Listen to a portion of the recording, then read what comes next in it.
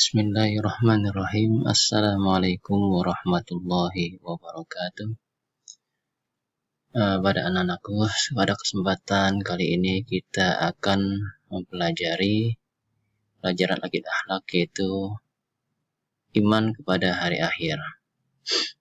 Iman kepada hari akhir ini adalah merupakan rukun iman yang kelima. Yang pertama kita pelajari adalah pengertian beriman kepada hari akhir. Jadi pengertian beriman kepada hari akhir ini adalah percaya dengan sepenuh hati bahwa suatu saat alam semesta dan seisinya akan hancur dan berakhir. Nah, hari akhir ini disebut juga dengan sebutan hari kiamat. Nah, dalam hal ini beriman kepada hari akhir terdapat 3 golongan. Golongan pertama yaitu golongan yang mempercayai adanya hari akhir dan adanya kehidupan akhirat. Nah, golongan ini disebut dengan sebutan pemeluk agama Samawi. Agama Samawi itu agama tauhid yang berasal dari Allah Subhanahu wa taala sejak zaman Nabi Adam sampai dengan Nabi Muhammad SAW. Yaitu ada agama Islam, Nasrani, kemudian ada Yahudi. Tapi di sini yang mempercayai hari akhir dari ketiga golongan ini sampai saat ini adalah agama Islam. Yang kedua adalah golongan yang tidak mempercayai adanya hari akhir. Nah, golongan ini disebut dengan sebutan ateis. Artinya golongan ini tidak mempercayai adanya Tuhan. Jadi ketika mereka mati, ya udah mati aja. Mati kemudian menjadi debu. Udah, tidak ada yang namanya siksa kubur, tidak ada yang namanya kehidupan setelah kematian, itu enggak ada. Nah, golongan yang ketiga adalah golongan yang mempercayai adanya reinkarnasi, yaitu penjelmaan roh manusia.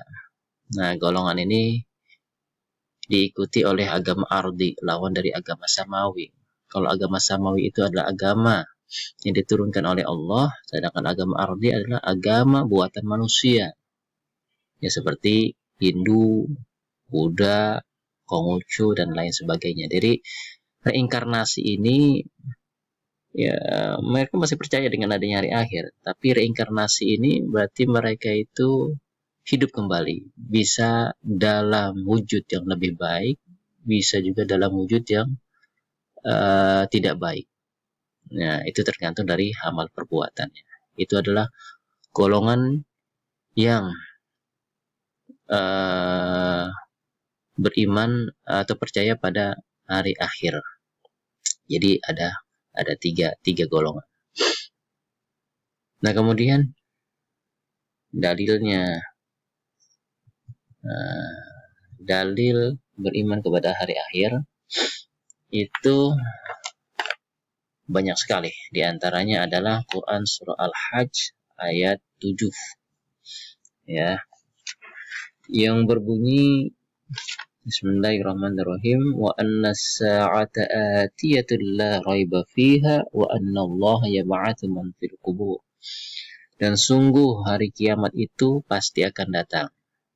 Tidak ada keraguan padanya, dan sungguh Allah Subhanahu wa taala akan membangkitkan siapapun yang ada di alam kubur atau alam kematian. Nah, lalu apa?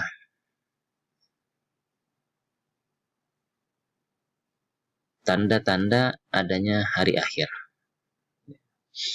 Untuk hari kiamat. Jadi tanda-tandanya ini untuk hari akhir terbagi menjadi 2.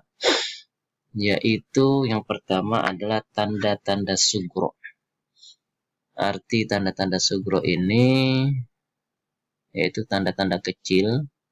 Maksudnya adalah tanda-tanda hari akhir yang dapat kita saksikan di dunia ini. Ya, di antaranya kematian. Nah, kematian, setiap yang bernyawa pasti akan mati. Nah, ini ya, kematian adalah merupakan tanda-tanda kiamat sugro. Kemudian yang kedua, membangun masjid yang megah tetapi sedikit yang sholat berjamaah. Ini merupakan tanda-tanda kiamat sugro. Jadi sekarang kita banyak menyaksikan masjid dibangun dengan begitu megah. Saking megahnya membutuhkan biaya yang tidak sedikit.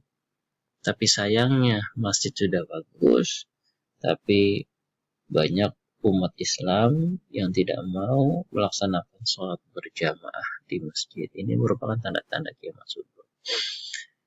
Yang ketiga yaitu tanda-tanda kiamat sugro adalah ilmu agama sudah tidak dianggap penting lagi. Dan ini dapat kita saksikan. Kalau memang ilmu agama pada saat ini memang sudah dikesampingkan oleh banyak manusia. Mereka lebih mementingkan ilmu dunia daripada ilmu agama. Padahal yang kita bawa nanti ketika kita mati adalah ilmu agama. Bagaimana orang bisa beribadah kalau dia tidak memiliki ilmu agama? Nah ini.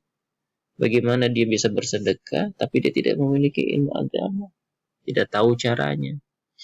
Nah ini sudah kelihatan bahwasanya ilmu agama sudah jarang peminatnya. Orang lebih senang mencari ilmu dunia.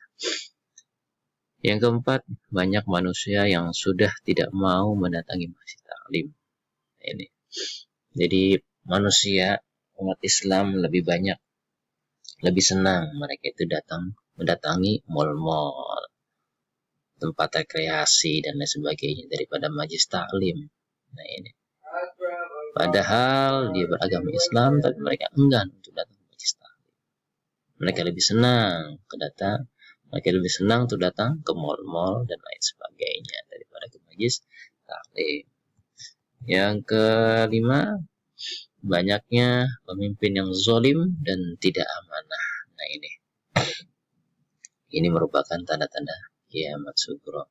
Jadi banyak orang yang berlomba-lomba yang mendapatkan suatu jabatan, suatu kedudukan, dia usahakan dengan berbagai macam cara. Tapi setelah dia mendapatkan jabatan tersebut, dia tidak amanah. Dia tidak menepati janjinya. Nah ini banyak terjadi di kehidupan kita sehari-hari. Bahkan ini semua dapat kita saksikan. Dan ini merupakan sebagian daripada tanda-tanda sugro, kiamat sugro. Dan tanda-tandanya masih banyak lagi. Itu diantaranya. Yang kedua yaitu tanda-tanda kiamat kubro. Nah, tanda-tanda kiamat kubro atau besar maksudnya adalah tanda-tanda yang sudah ditetapkan oleh Allah Subhanahu wa taala. Dan ini akan ditampakkan pada saat mendekati hari akhir. Nah, di antara kiamat kubro, jadi kiamat kubro ini banyak. Dalam satu hadis dikatakan jumlah tanda-tanda kiamat kubro itu ada 10. Nah, di sini kita hanya mempelajari 5 dari 10 tanda kiamat kubro. Yang pertama yaitu munculnya Dajjal. Ya, Dajjal ini adalah merupakan satu makhluk yang diciptakan oleh Allah Subhanahu wa taala. Ya. Ada yang mengatakan matanya satu, ya kan? Ada yang mengatakan cirinya itu ada di jidatnya itu ada tanda huruf kafaro dan lain sebagainya. Yang jelas Dajjal ini adalah merupakan makhluk ciptaan Allah Subhanahu wa taala yang Allah berikan kelebihan di mana dia ini bisa menghidupkan manusia yang sudah mati. Bahkan di atas pundaknya itu ada surga dan neraka. Ini merupakan ujian pertama bagi manusia ketika memasuki kiamat kubro. Yang kedua, munculnya Ya'juj dan Ma'juj. Jadi pasukan Ya'juj dan Ma'juj ini lebih mengerikan daripada Dajjal. Jadi Ya'juj dan Ma'juj ini adalah merupakan makhluk yang Allah Subhanahu wa taala ciptakan, makhluk yang tidak memiliki hati nurani sama sekali. Nah ini. Kemudian yang ketiga, munculnya matahari dari arah barat.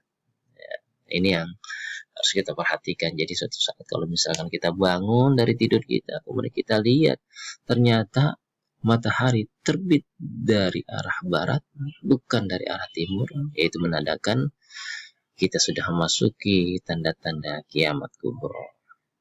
Yang keempat adanya dukhon, ya, atau asap.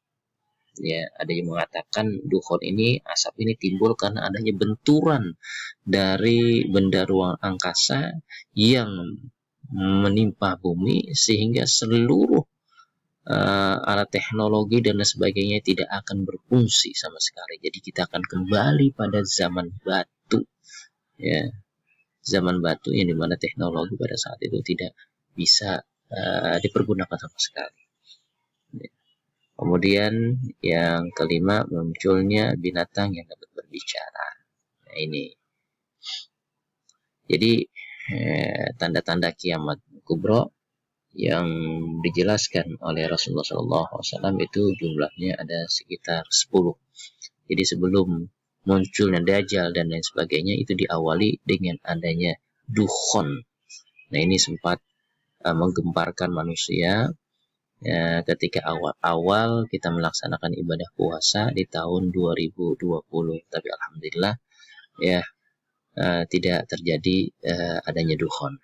Nah, tapi kita sebagai umat Islam harus bersiap-siap. Ini merupakan bersiap-siap untuk kita menghadapi perpindahan dari tanda-tanda kiamat sugro masuk pada tanda-tanda kiamat kubro. Yang jelas kiamat kubro ya sebentar lagi akan menghampiri kita. Dan ini yang kita perlu kita persiapkan adalah kita mantapkan keimanan dan ketakwaan kita kepada Allah Subhanahu wa taala. Mungkin ini saja yang dapat Bapak sampaikan. Kurang lebih mohon maaf. Assalamualaikum warahmatullahi wabarakatuh.